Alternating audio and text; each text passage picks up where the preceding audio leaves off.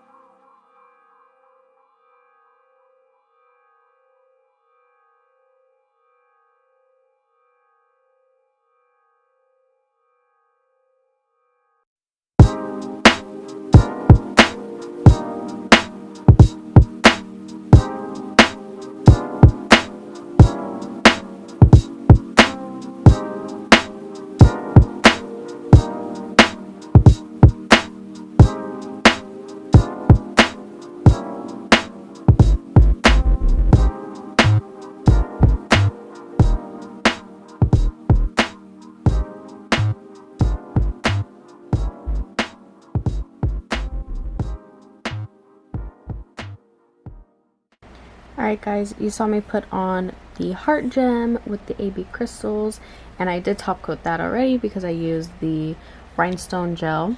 Now I am just going to top off the rest with Not Polished Gloss It. I have my little mug warmer here warming up my polish. If you guys didn't see that in another video, it's amazing, especially if you are working in cold weather.